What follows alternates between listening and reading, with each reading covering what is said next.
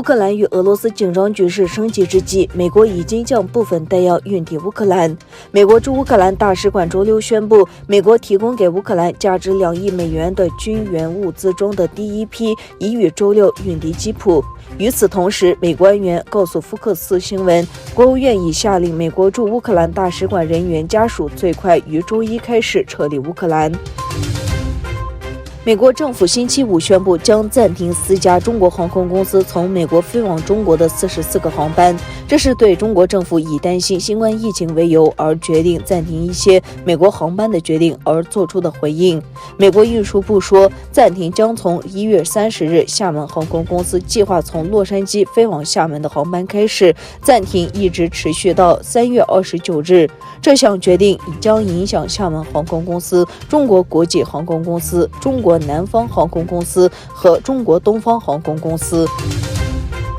俄罗斯国防部21日说，俄方已经派出操控 S-400型防空导弹系统的2个师赴白俄罗斯测试俄白统一区域防空系统的准备状态，并参加联合军事演习。俄罗斯官员表示，俄军将派出12架苏 35S 型战斗机，操控 S-400的2个师，以及操控铠甲防空系统的1个营。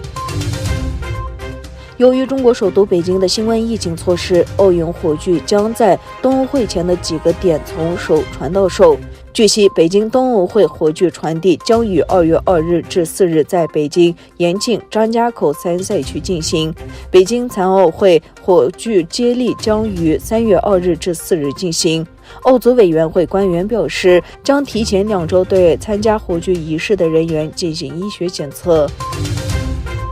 当地时间22日，2艘渔船在巴基斯坦辛德凯省迪班达尔附近的西加姆若湾区域因遭强风袭击倾翻，至少8名渔民失踪。据悉，3起事故中，大约25名渔民被海事安全机构救起，8名渔民仍下落不明。